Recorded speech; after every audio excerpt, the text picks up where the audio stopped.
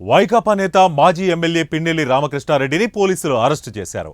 నర్సారావుపేటలో ఆయన్ను అరెస్టు చేసి ఎస్పీ కార్యాలయానికి తరలించారు. అక్కడి నుంచి కాసేపట్లో మాచర్ల కోర్టుకు తరలించే అవకాశం ఉంది. ఈవీఎంల ధ్వంసం, అడ్డుకున్న వారిపై దాడి కేసులో పిన్నెల్లి ముందస్తు బెయిల్ పిటిషన్లను హైకోర్టు కొట్టివేయడంతో పోలీసులు ఆయన్ను అరెస్టు చేశారు.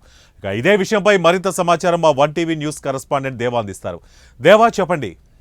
రాజ్ కుమార్, మాచర్ల మాజీ ఎమ్మెల్యే వైసీపీ నేత పిన్నెల్లి రామకృష్ణారెడ్డిని పోలీసులు అరెస్ట్ చేశారు. ఇక ఈవీఎం ధ్వంసం, పలువురిపై దాడి కేసులో ఏపీ పోలీసులు ఆయన అరెస్ట్ చేశారు. పిన్నెల్లిని పోలీసులు ఎస్పీ కార్యాలయానికి కూడా తరలించినట్లు సమాచారం. ఇక అక్కడి నుంచి మాచర్ల కోర్టుకు కూడా తరలించే అవకాశం ఉన్నట్లు తెలుస్తుంది. ఇక ఆయన ముందస్తు బెయిల్ పిటిషన్ను హైకోర్టు కొట్టివేయడంతోనే పోలీసులు అరెస్ట్ చేశారు. ఇక అంతకు ముందు పిన్నెల్లి రామకృష్ణారెడ్డి దాఖలు చేసిన బెయిల్ పిటిషన్ను కూడా ఏపీ హైకోర్టు కొట్టివేసింది. పిన్నెల్లిపై ఈవీఎం ధ్వంసం సహా మరో 3 కేసులు కూడా నమోదయ్యాయి. ఇక ఈ 4 కేసుల్లో ఆయన ఇప్పటివరకు మధ్యంతర ముందస్తు బెయిల్పై ఉన్నారు. కానీ గతంలో ఇచ్చిన మధ్యంతర ఉత్తర్వులను రద్దు చేసిన ధర్మాసనం 4 ముందస్తు బెయిల్ పిటిషన్లను కూడా తిరస్కరించింది.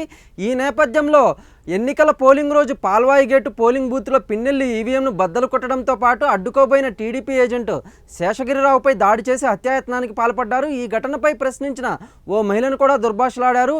పోలింగ్ మరుసటి రోజు పిన్నెల్లి, ఆయన తమ్ముడు వెంకట్రామిరెడ్డి అనుచరులతో కలిసి కారంపూడిలో అరాచకం సృష్టించారు. సీఐపై దాడి చేసి గాయపరిచారు. ఇక వీటన్నిటిపై కూడా పోలీసులు కేసు నమోదు చేశారు. పిన్నెల్లి రామకృష్ణారెడ్డి ముందస్తు బెయిల్ కోసం 4 పిటిషన్లు కూడా దాఖలు చేశారు. జూన్ 20న హైకోర్టులో వాదనలు ముగియగా నేడు తీర్పు వెలువరించింది. పోలీస్ తరపున స్పెషల్ కౌన్సిల్గా న్యాయవాది అశ్విన్ కుమార్ వాదనలు వినిపించారు. ఫిర్యాదుదారు నంబూరి శేషగిరిరావు తరపున న్యాయవాది పోసాని వెంకటేశ్వర్లు వాదనలు వినిపించారు. అనంతరం బెయిల్ పిటిషన్లను హైకోర్టు కొట్టివేయడంతో పోలీసులు ఆయన అరెస్ట్ చేసినట్లు సమాచారం.